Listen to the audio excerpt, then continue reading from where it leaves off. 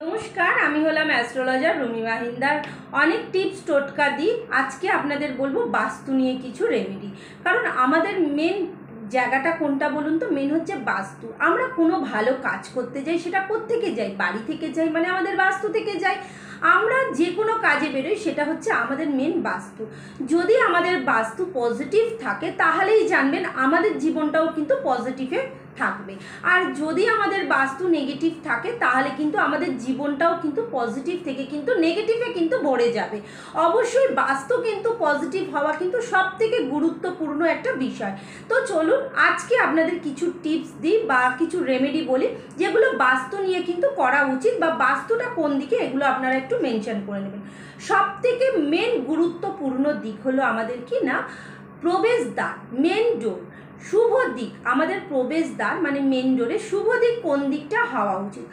উত্তর পূর্ব দিক বা উত্তর দিক। এই দিকটা হলে কি হয়, আমাদের বাস্তুটা কিন্তু পজিটিভ। কারণ আমরা ঘর থেকে বেরোই এবং ঘরে ঢুকি, সেটা কিন্তু নেগেটিভ এনার্জি নিয়ে ঢুকি, বা নেগেটিভ এনার্জি পজিটিভ এনার্জিটা আমাদের সঙ্গে বেরিয়ে যায়।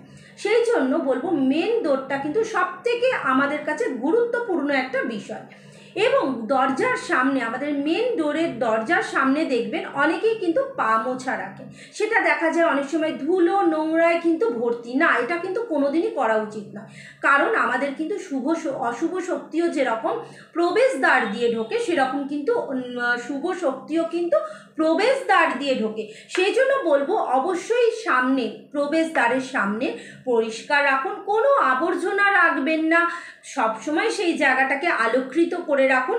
তাহলে দেখবেন যে আপনাদের সবসময় জীবনটা কিন্তু সচ্ছলভাবে চলবে। সেখানে অনেক সময় জুতো এলোমেলো করে রাখা থাকে, সেরকম কিন্তু কোনো দিনই করবেন না। এবার আসছি আমাদের সেকেন্ড পার্ট। সেটা হচ্ছে কি না, পুজোর ঘর, যেখানে আমরা বসে সবার জন্য ভালো কামনা করি, নিজের জন্য ভালো কামনা করি এবং কিছুটা টাইম কিন্তু ভগবানের সঙ্গে কাটাই। সেটা হচ্ছে আমাদের পুজোর ঘর। সেই শ্রেষ্ঠ দিক, পুজোর ঘরের শ্রেষ্ঠ দিকটা হচ্ছে কি না, উত্তর পূর্ব দিক। দেব দেবীর মুখটা যেন দেখবেন পূর্ব পশ্চিম দিকে থাকে। উত্তর পূর্ব দিকে যেন আমাদের ঠাকুর ঘরটা হয়। আর যখন আমরা দেব দেবীকে বসাই, তখন যেন তাদের মুখটা যেন পূর্ব এবং পশ্চিম দিকে হয়। এটা কিন্তু শুভ। এবার আসছি আমাদের রান্নাঘর, যেখানে হচ্ছে আমাদের মা, বোন, দিদি, আমরা সবাই রান্না করি এবং সেখানেই কিন্তু মা লক্ষ্মীর স্বয়ং বাস থাকে। এটা আমরা সবাই জানি যে রান্নাঘরে কিন্তু মা অন্নপূর্ণার বাস থাকে। এই আমাদের রান্নাঘরটা কোন দিকে হওয়া উচিত? অবশ্যই দক্ষিণ পূর্ব দিকে হওয়া উচিত।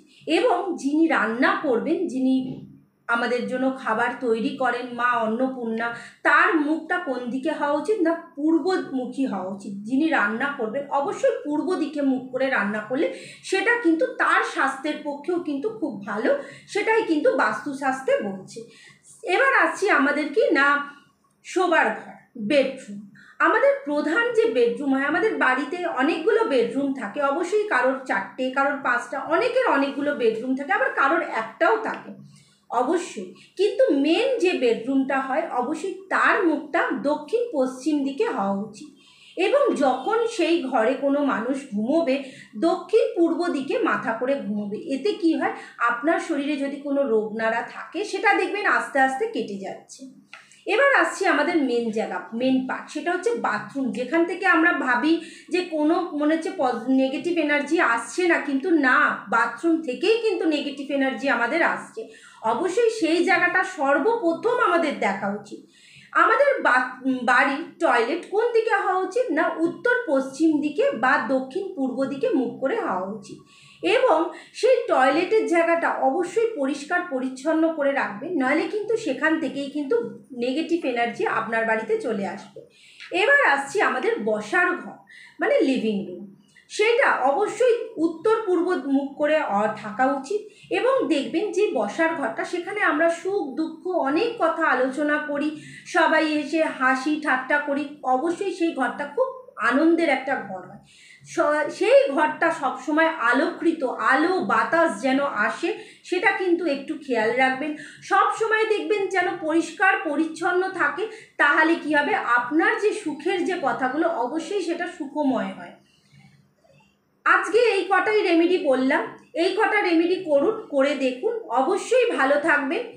যার এবং যদি কোনো সমস্যা থাকে আমাকে অবশ্যই জানাবেন। আমার নাম্বার ওপরে দেওয়াই রয়েছে 8697522733। এই নাম্বারে আমার সঙ্গে কন্ট্যাক্ট করতে পারেন। যারা যারা মনে হচ্ছে বাস্তু নিয়ে কিছু জানতে চান অবশ্যই আমার সঙ্গে কন্ট্যাক্ট করুন। আর যারা যারা আমাকে এখনও আমার ইউটিউব চ্যানেলটাকে সাবস্ক্রাইব করেননি অবশ্যই করে নিন, ফেসবুকটাকে ফলো করে রাখুন। যে কোনো টিপস বা টোটকা বা রেমেডি সব সময় আপনারা পেয়ে থাকবেন। আপনাদের জন্য সব সময় আমি কিছু না কিছু রেমেডি টিপস নিয়ে আসি। নমস্কার।